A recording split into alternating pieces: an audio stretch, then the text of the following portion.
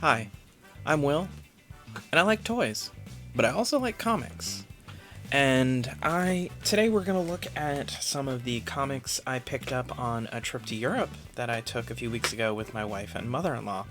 We went to a few different countries. We went to Italy, specifically we went to Milan.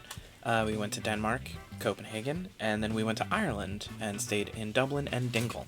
And of course, like on any one of these trips, I find an excuse to go to a local comic shop, a vintage toy shop, and we've already looked at some of the loose vintage toys and a couple of the new toys that I picked up in Europe. But now let's look at the comics.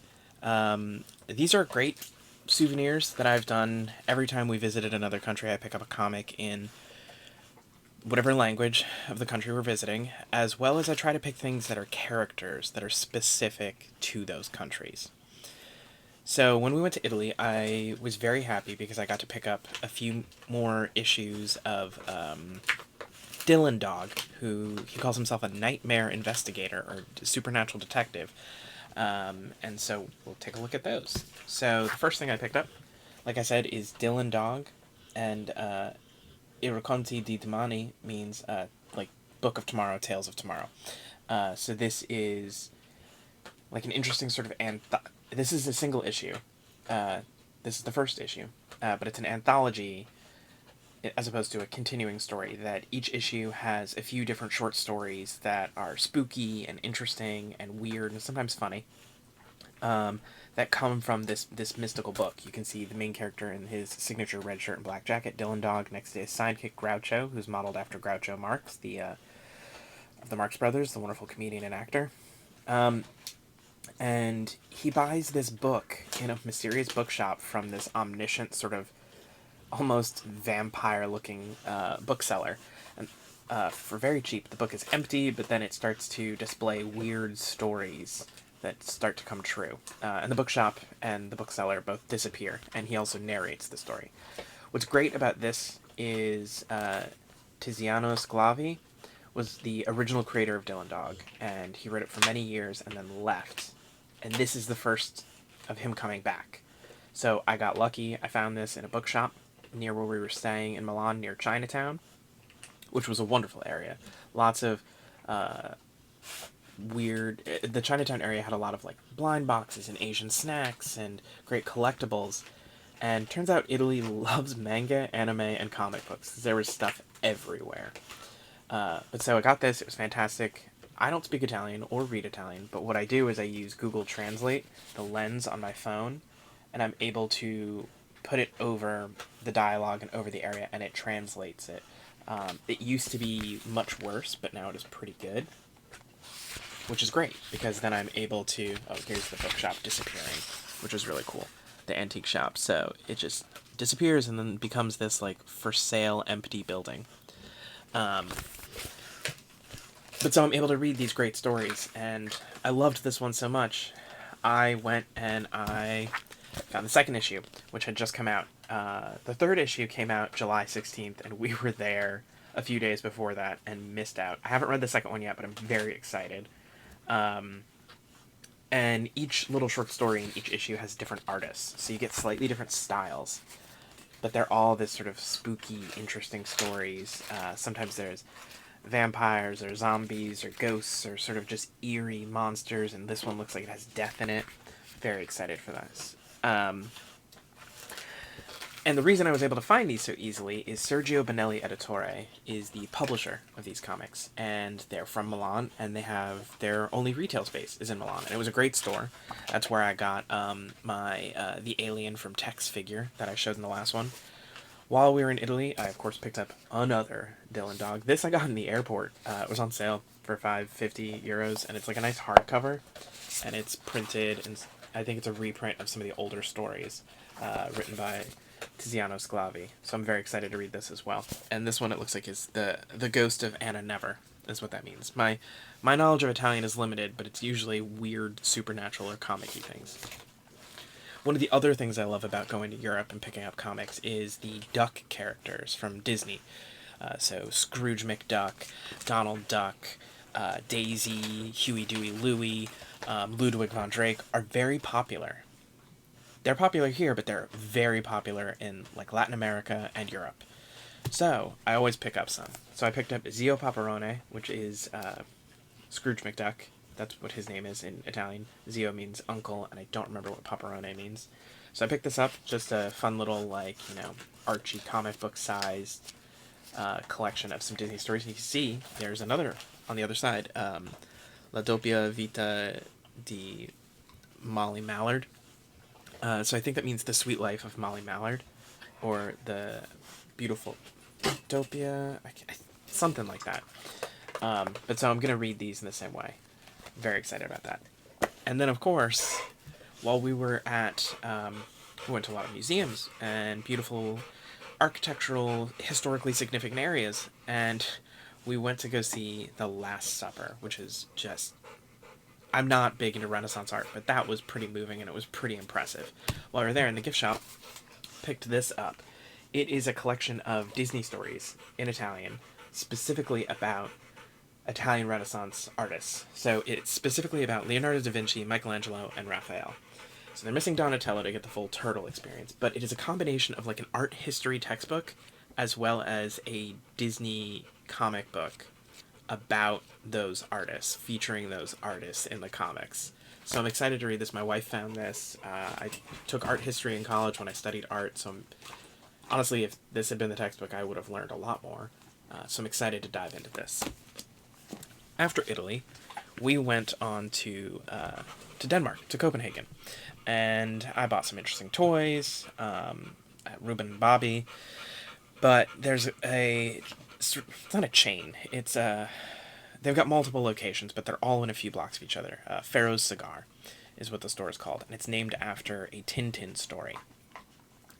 And the locations are kind of split up, where one is all anime and manga, one is all like movie characters and you can buy movie stuff and records. Another one is all like armor and swords and cosplay.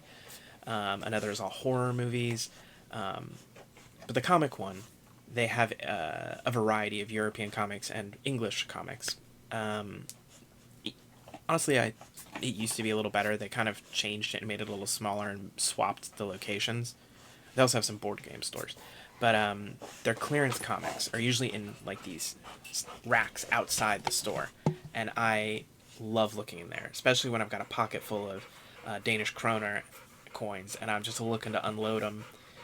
I can either go buy a couple of candy bars or a beer or some cheap comics.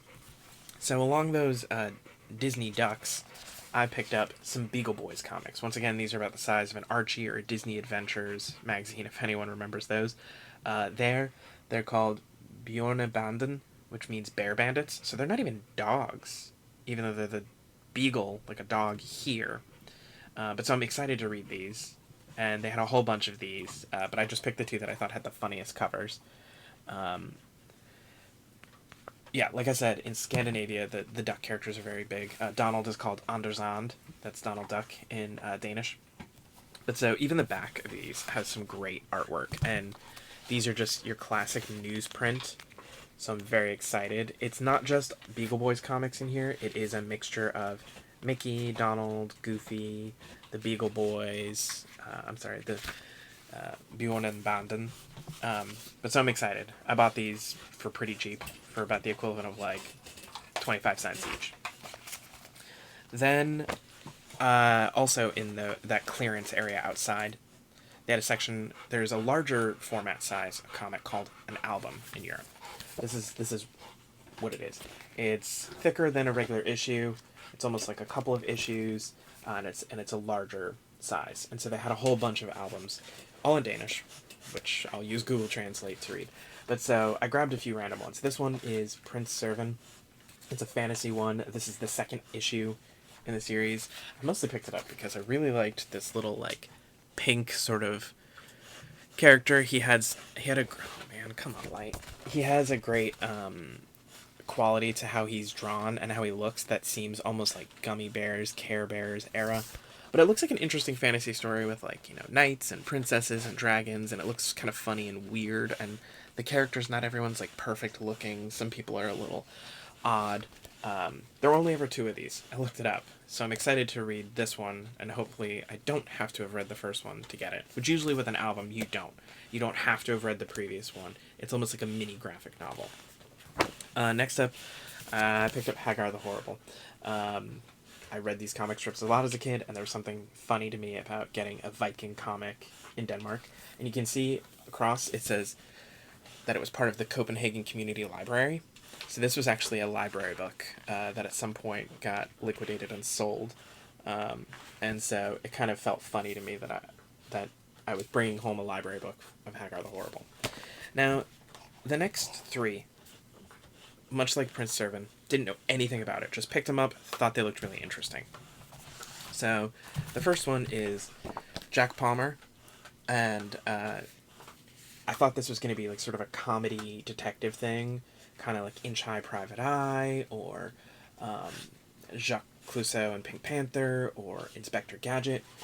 It looks to be a really weird, sort of stylized comics like that is just pure comedy, and also gets wildly inappropriate and some pretty raunchy stuff. And there's also sort of parodies of Popeye in it.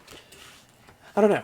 I don't know if I'll like this one, but it's weird, and I got it for basically the equivalent of 50 cents, and I really liked this sort of brick piece falling apart of Jack Palmer.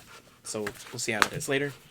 Then the next one, once again, bought it solely based on the name Johnny Hazard. Looks like a really good adventure story, kind of like action team G.I. Joe sort of survivalist stuff meets Johnny Quest. So I'm excited. It looks like they go to a mount. It like starts in the jungle with like this 3-eyed villain who's got like sort of appears to be some sort of like third eye, can see the future thing. And then they go hunting this weird Arctic monster, and I'm a complete sucker for that. So we'll see. This one is another sort of adventure series. I don't know anything about this. I haven't even really looked this one up. I thought the cover looked great. It looks like a jungle adventure. The artwork looks interesting, and the cover reminds me of... and on the back it says, I think it takes place in like 1947, so it's got maybe an Indiana Jones vibe. The cover reminded me of Mobius, who's a famous French illustrator who's done so many iconic comics, and there was something about the line work and also the way the color and the structure was. Mobius is important to bring up because the last thing I got is probably my favorite thing from Denmark. This is originally a French comic, Lieutenant Blueberry. It's a Western, and it's gritty and like everything's dirty, everything's raw, nobody's good looking, everyone's got scars and very expressive faces and beautiful colors and very rich in oranges and yellows. And it follows a guy with a moral code that also is not necessarily a good guy, named Lieutenant Blueberry, who is a lieutenant in like the Union Army. And this is in the West, and they deal with disagreements with gangs, and there's good Native Americans and bad Native Americans, the border with Texas and Mexico. It's really like, cattle rustlers. It's a very grim and gritty sort of thing, but it's very good. The reason I bring it up is because Mobius, originally, he's the illustrator. So this is Mobius artwork, and I was so excited to see this. They had a few when I went early in the day, and then they didn't have them all when I went back. But I'm glad I got this. But so Mobius, his artwork is synonymous with like sort of this like very fluid, very impressionist style. And in addition to being known for Lieutenant Blueberry, he also did original concept art and designs for The Fifth Element, for Dune, and for the Dolph Lundgren Masters of the Universe, which the original sketches and art are beautiful for that, like especially like Skeletor and He-Man in their armor. I started reading some of these because it isn't really difficult to find these in English. I had to find someone's mediocre translation online, but I'm excited to crack into this one, which is the 15th issue in the series. Then we went to our last country, which was Ireland, and I went to a few different places. But all of these I picked up at Sub City Comics in Dublin. I also went to Dublin City Comics and Forbidden Planet. And I was looking for some Irish or UK stuff, and in their clearance bin, I found a ton of 2000 AD progs, is what they're called. They're not issues. They call them progs. And they are where Judge Dredd is originally from, and they're these like sort of sci-fi, dystopian, punk anthologies. And these are all from the late 80s, early 90s, and they feel great. There's newsprint, and they're just dirty and grungy and dark, and it's where a bunch of those UK writers and illustrators like Dave Gibbons and Grant Morrison and I'm trying to think of another one that's not terrible, Warren Ellis and Alan Moore, like people of these really good storytellers sort of cut their teeth and helped bring that like punk rock version of comics out. So the ones I got, this one is from October 1988 and heavily features Judge Dredd on the cover. Then, of course, another Judge Dredd inspired one, and it also has a Strontium Dog, who's another big character from this series, and this is August 1992. Then this one is really great. I love how this one looks. This is from October 1987. I have no idea what this story is going to be about, but the artwork, I love the color, I love the styling. It's sort of a mixture of mod meets punk. It clearly has Judge Dredd in it, and this whole thing is newsprint, so the cover as well as the inside. And there's something I love about the texture of newsprint when you're reading a comic. It doesn't always hold up well, but I definitely prefer it to the glossy pages of modern issues. And then the last one is a best of monthly, which is from November of 1991. And so this is actually, instead of just being chapters of a few different stories that you'd have to get a few progs to read, this is only about these characters. These two, and then this little skeleton guy, who are people who find abandoned ships and salvage them in space. And they find this ship that is full of treasure. And it's about sort of their adventure of that and the things that don't go right. And it's very funny and weird, so I'm excited to read this one. Then the last thing I picked up from that store is DC Action. So they, similar to albums and also the 2000 AD, in the 80s and 90s, DC and Marvel put out sort of comic magazines as opposed to just the issues. These had like snippets of the stories and got people interested. So I picked this one up because it has Animal Man, who's one of my favorites. And this is from an Animal Man series written by Grant Morrison. And he's fighting a Thanagarian soldier who she has, you know, Thanagarians are the same race as like Hawkman and Hawkgirl. That's why she looks similar to that.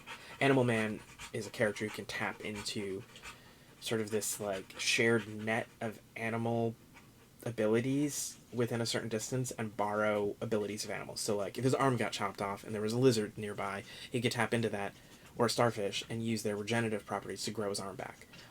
Or he can tap into like an eagle and fly without wings. It's weird, it's complicated, and in this series, aliens kidnapped him and gave him the powers. Animal Man was a lesser known character who came back in the 80s with this series.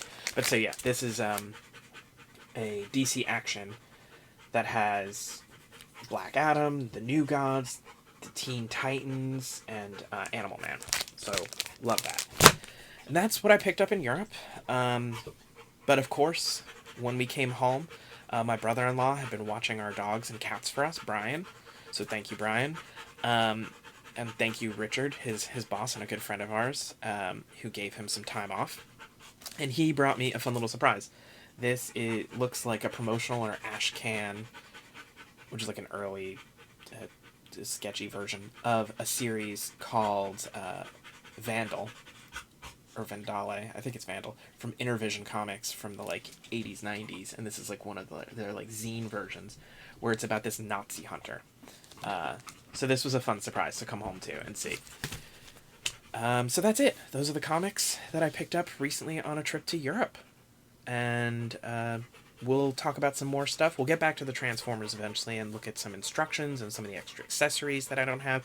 But you can see I'm mid-shipping with all my packing tape and bubble wrap and boxes. I've been sending them out, and they're finding some new homes. I hope everyone has had a great time and a good day. If you like this, feel free to watch the other videos and like them. Subscribe if you feel like it. And as always, I'm Will, and I like toys.